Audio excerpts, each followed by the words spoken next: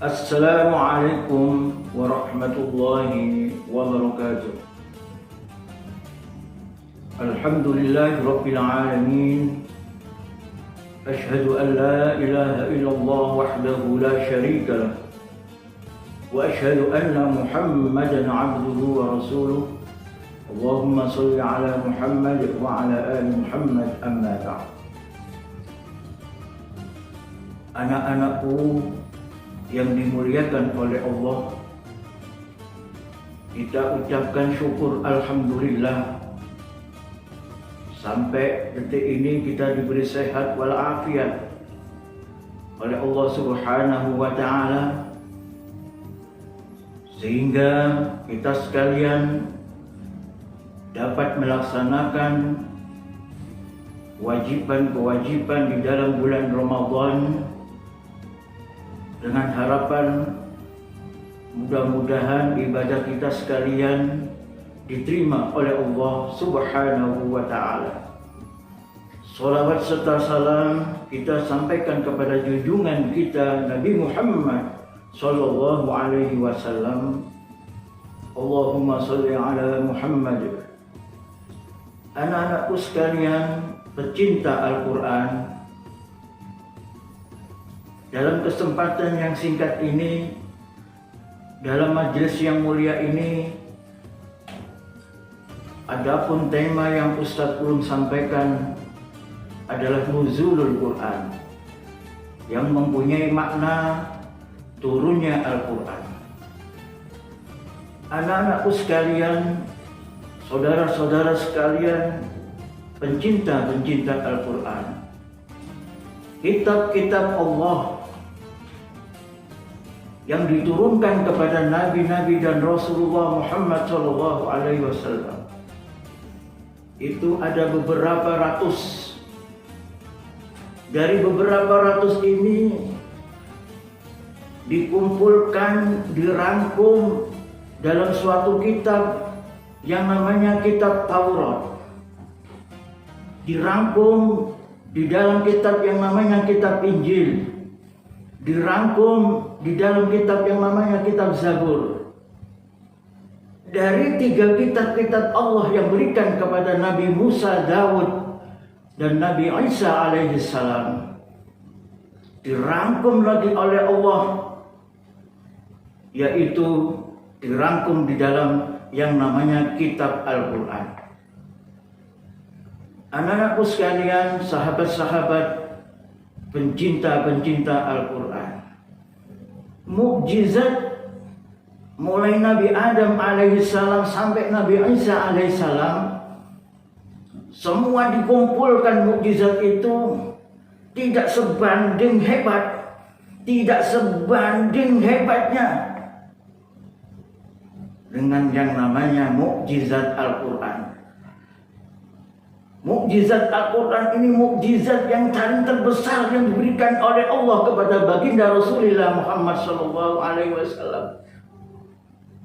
Maka dari itu, anak-anakku sekalian, pencinta-pencinta Al-Quran, marilah, meskipun kita sibuk dengan urusan yang lain, meskipun kita tidak ada waktu untuk membaca Al-Quran, sempatkanlah satu hari, bacalah kitab yang namanya Al-Quran.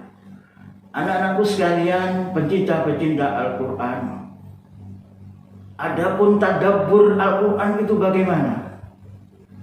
Artinya tadabbur memuliakan Al-Quran. Kalau di sini saya rangkum menjadi tiga macam. Yang pertama, bagaimana kita memuliakan Al-Quran yang namanya tadabbur Al-Quran. Yang pertama yang harus kita lakukan, belajar membaca Al-Quran dengan benar dan baik secara istiqomah. Adapun yang sudah bisa baca Al-Quran, terkadang kita lupa baca satu hari, tidak baca Quran sama sekali. Padahal Allah Subhanahu wa ta'ala memberi kita nikmat yang berupa bisa membaca Al-Quran, tapi kita tidak bisa memanfaatkan apa nikmat yang diberikan Allah kepada kita sekalian.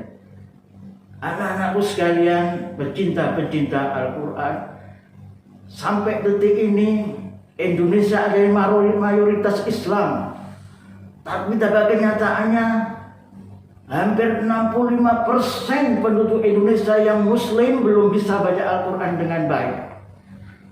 Ini menjadi koreksi kita bersama. Bagaimana kita harus belajar Al-Quran. Ini yang pertama. Yang kedua, belajar tahu sedikit atau banyak isi ayat-ayat Al-Quran yang kita baca. Sebab apa anak-anakku sekalian pecinta-pecinta Al-Quran?